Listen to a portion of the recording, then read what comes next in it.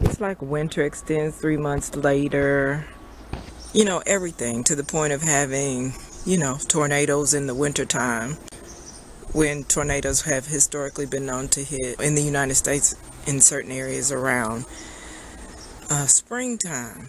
But everything has shifted and everybody's in awe. But, for all we know, that's what the hell Mother Nature does every 1,000 years. We don't live 1,000 years to realize that, we're in shock and amazement, and Mother Nature is just having her monthly cycle, and to her, a month is equal 1,000 years, for all we know. But we're human and we have to assume knowledge of everything. Let me not sound tipsy when I do these videos, or if it applies, a long discussion on it. So, y'all know I hate him. I hate him. Yesterday we had a fight, and she hit me right in the head. Red okra, they look like big red trees right now. It has big, huge leaves and nice, big, yellow flowers. So it's something that I thought would be great in these huge pots, which they are. So if you really pan out to look at the evergreens and all, if you can see them, they look like two nice sized trees on those corner pots there. With and there's the flower. I should probably take that bottom leaf off there. And these are baby watermelons, so that might be as big as that gets before it's ready. And this is the other one that is clearly not ready. I like the seedless baby watermelon because they frankly serve as their own little bowl. You can get one of those, cut them in half, don't have to worry about seeds, and go in right in the middle. It's its own bowl. Like, you don't have to dirty up anything except a fork or a spoon or whatever you eat your watermelon with. So that is why I like seedless baby watermelon. I still can't be sure how this will taste or come out, but presumably I got the right seeds from the right watermelon, one that had not been refrigerated. To the best of my knowledge, I don't know what the store did. They're looking very nice, and so I therefore expect to be able to enjoy watermelon. And this time I'll be able to get seeds from a watermelon that I know hasn't been refrigerated, that I know has been well cared for. So this will be my start of seeds for sweet baby watermelon. Well, assuming that the final harvest turns out delicious. Is this the tentacle dead? Oh no. Okay, they almost made me harvest that too soon. My rhubarb is not doing anything over there because the rabbits keep eating them, so I'm going to start them inside. I said that before, but I never did get around to it. These are sweet red peppers. I will get to those when we get on the deck. And you'll see why. In fact, I just harvested these from that plant on the deck. They get huge. So that means to me that I'd only have like about 8 purple cabbage, right? But I'm gonna see how these staggering grows work. Cucumber, from which I have harvested several cucumbers. They are still growing everywhere. As you can see, there's one, and a homemade 3-stick trellis, which was a joke to these plants. This is just 3 plants, and I think I will literally just grow 2 next year, because this is a lot.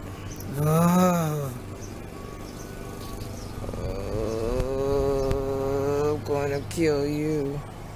I see what you're doing there. I see what you're doing. Oh man, this is making me so angry. Don't come over here. Don't mess with me. They be trying to fight me. So yeah, this cucumber plant has cucumbers all over it. All over.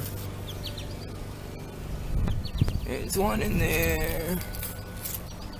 Yeah, so, and I'm really happy because this is pickling cucumbers, so they're small, allegedly small, but you guys saw how huge they were. They were really big. This is 3 plants. It has crawled all over my three bamboo stick trellis. I went ahead and broke down and got the metal trellis. Hindering the kale. Anyway, it's looking good. And I have my purple basil over here to make seed for me. I needed to go ahead and go to seed. It is really tripping. It was 8 inches in front.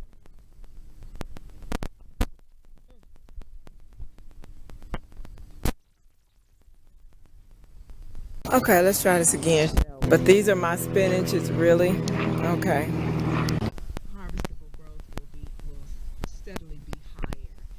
And I'm attempting to get seed from this because that is an onion I got out of the store. I have onion seeds, but that's honestly an onion I got out of the store, and it was so sweet. I've never tasted green onion that tasted almost sugary like that before.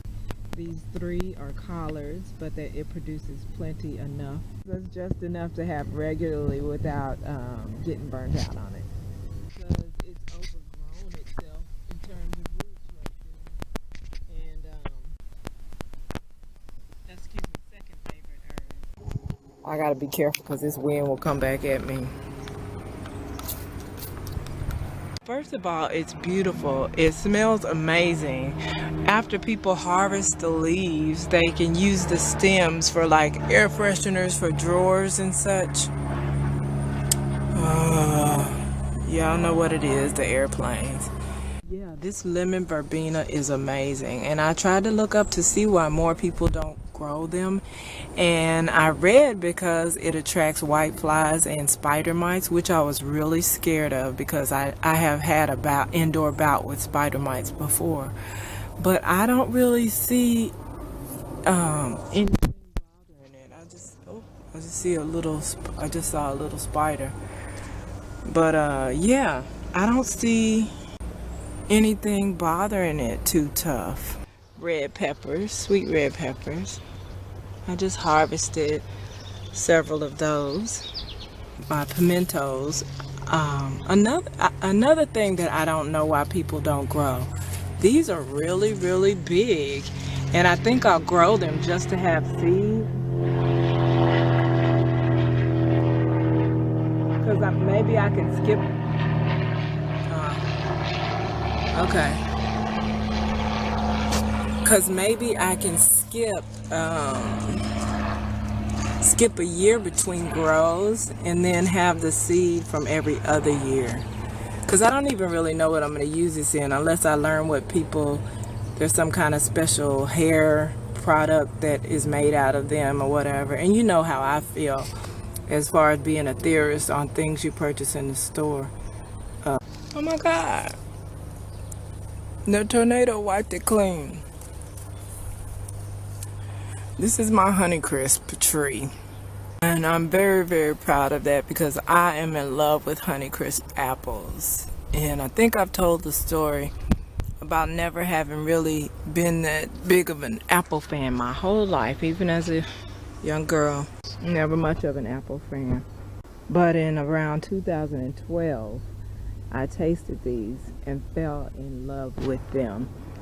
So after buying them for everything and deciding that it's a lot of money to pay and then put it in some juice.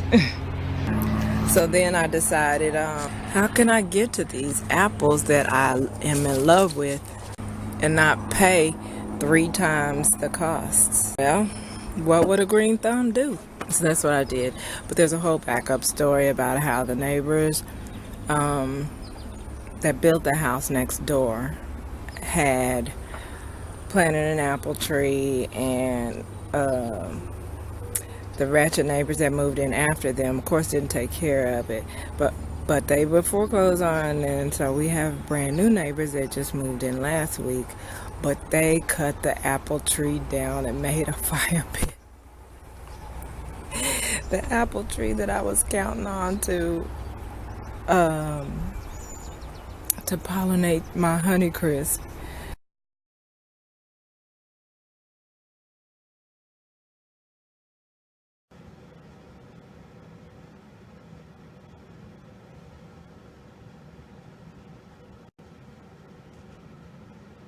So they cut it down and made a fire pit.